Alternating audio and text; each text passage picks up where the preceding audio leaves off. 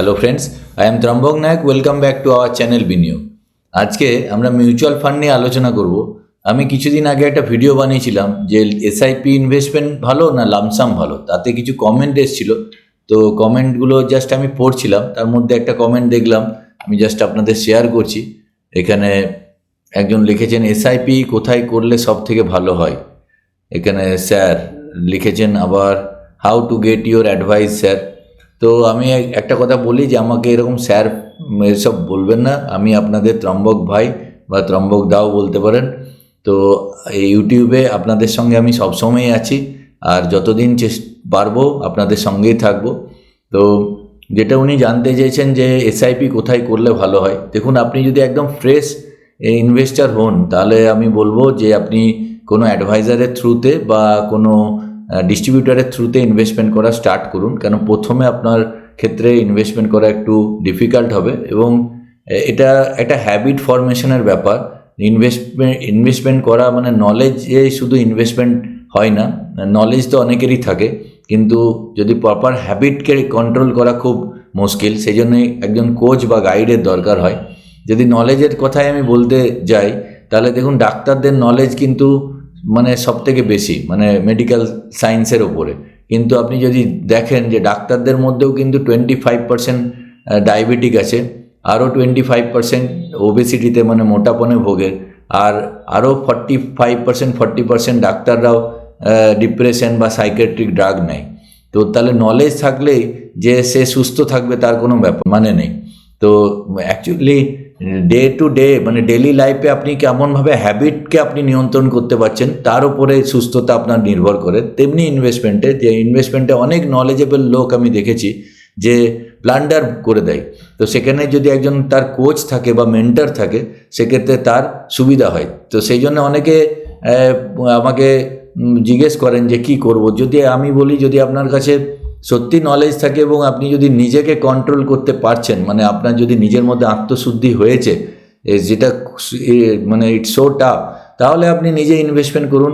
একদম নিজে ডাইরেক্ট প্ল্যানেও আপনি ইনভেস্টমেন্ট করতে পারেন, যা খুশি রেগুলার প্ল্যান, ডাইরেক্ট প্ল্যান করতে পারেন। কিন্তু এটা হওয়া খুব টাফ, কেননা ইনভেস্টমেন্ট হলো একটা জার্নি। আপনাকে 20 বছর, 15 বছর, 30 বছর ধরে একই জিনিস করে দিতে হবে। তো সেখানে ভুল হওয়ার চান্সেস খুব। যদি আপনি কারো গাইডেন্সে থাকেন, সেটা যে কারো গাইডেন্সে হতে পারে, আপনি আপনার এলাকার বেস্ট অ্যাডভাইজার চুজ করবেন। আর আপনি প্রয়োজনে আমাদেরও ফোন করতে পারেন, নট নেসেসারি কি আমার কাছেই করতে হবে, আমি একবারও বলছি না সেটা।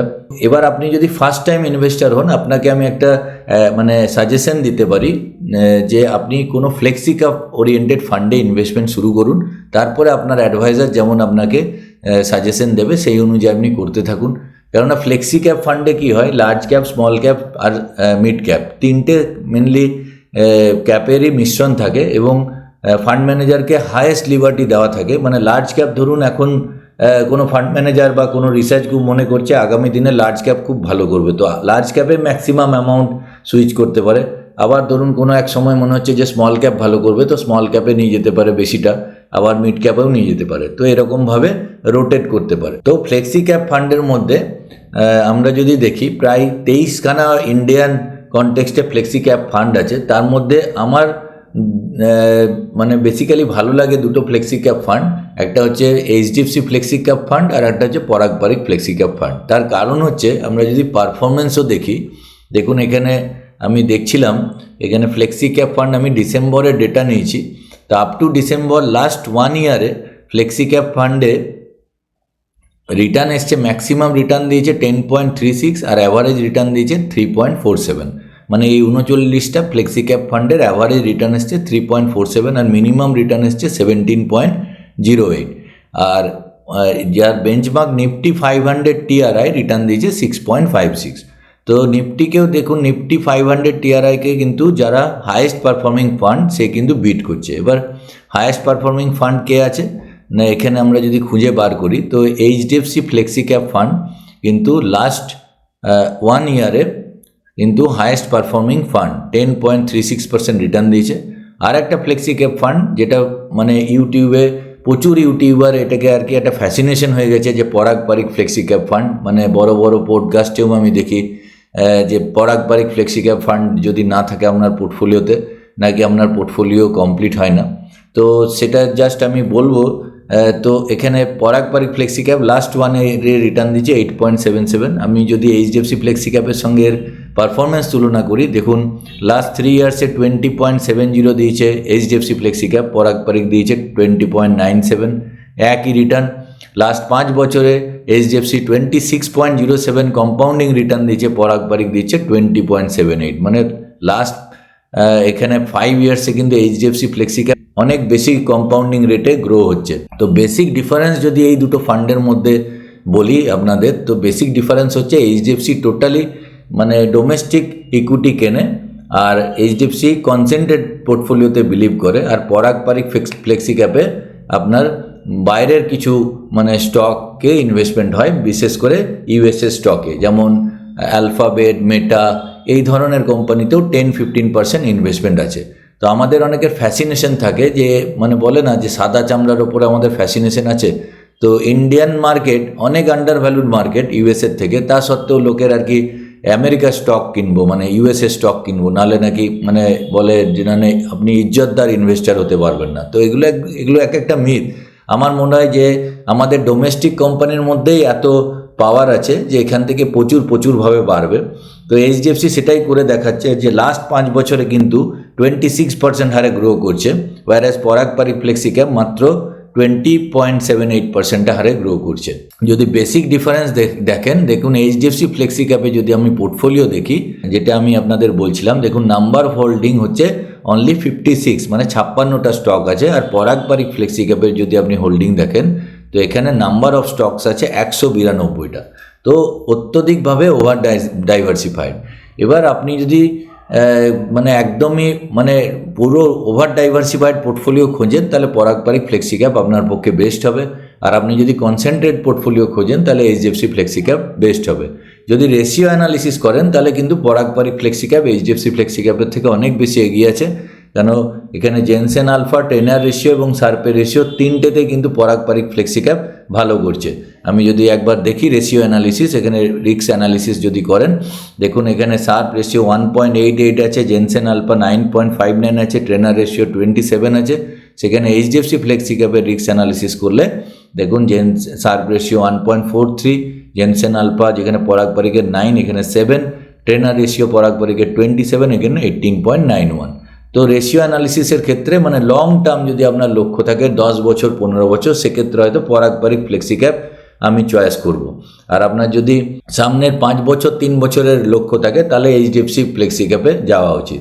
তো পরাগ পারিক ফ্লেক্সি ক্যাপ নিয়ে একটা ইন্টারেস্টিং ঘটনা অনেকেরই জানা নেই। পরাগ পারিক একজন ব্যক্তির নাম, উনি ইন্ডিয়াতে ভ্যালু ইনভেস্টিং প্রথম এনেছিলেন এবং উনি ওয়ারেন বাফের শিষ্য ছিলেন। তো এমনই একটা দুর্ভাগ্যের বিষয় যে আমরা ওনাকে হারিয়েছি মাত্র 61 বছর বয়সে। মানে ইন্ডিয়ান ইকুইটি মার্কেট প্রচুরভাবে লস করেছে পরাগ পারিকের মতো একজন পার্সোনালিটিকে লুজ করার। উনি আমেরিকাতে বার্কশায়ার হ্যাথওয়ে ওয়ারেন বাফের কোম্পানির শেয়ার হোল্ডিং মিটিংয়ে যাওয়ার পথে দুর্ঘটনায় মারা যান। তো যিনি গাড়ি চালাচ্ছিলেন তিনি ছিলেন সিআইও পরাগ পারিক মিউচুয়াল ফান্ডের, ওনার নাম হচ্ছে রাজীব থাক্কর। আর পরাগ পারিকের মিসেস পেছনের সিটে বসেছিলেন।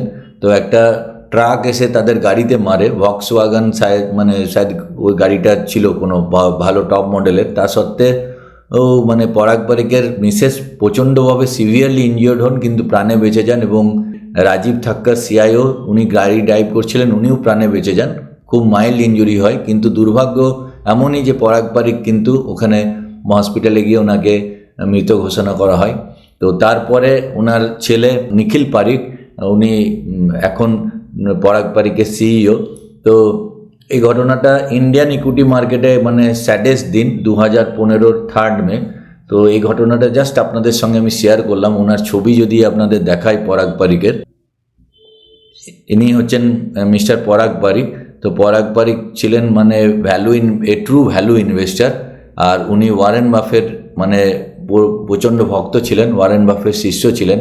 এবং পরাগ পারিকের ভ্যালু ইনভেস্টিং অ্যান্ড বিহেভিয়ারাল ফিনান্সের ওপর একটা দারুণ বই আছে, বইটি আমিও পড়েছি, আপনারাও পড়তে পারেন।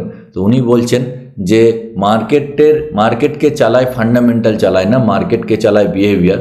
তো মার্কেটের ফান্ডামেন্টাল দেখে সবসময় মার্কেটকে বিচার করা উচিত, কিন্তু মার্কেটে অ্যাকচুয়ালি মার্কেটে লোকে মানে প্রভাবিত হয় মানে তাদের ফিয়ার অ্যান্ড গ্রিড ফ্যাক্টরের উপরে, যে যখন মার্কেট প্রচণ্ড ভয় লাগে, আবার মার্কেটে যখন ইউফোরিয়া চলে তখন প্রচণ্ড মানুষের মধ্যে লোভ জাগে। তো এই দুটোকে যদি আমরা কন্ট্রোল করতে পারি তাহলে আমাদের স্টেডি রিটার্ন আসবে। আর আপনি, ওনার একটা ফেমাস কোটেশন ছিল যে আপনি আজকেই বীজ বুনে কালকে ফলের জন্য আশা করবেন না, তার জন্য পেশেন্স দরকার এবং কনভিকশন দরকার। তো যেটা একজন ট্রু ইনভেস্টার বা একজন ভালো যদি আপনি বিনিয়োগকারী হতে চান, তো এই গুণগুলো আপনার মধ্যে থাকা দরকার।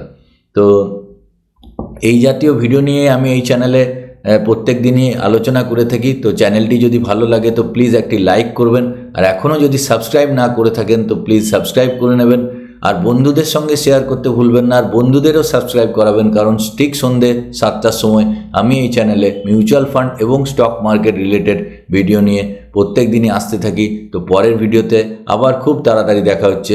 জয় হিন্দ, জয় ভারত।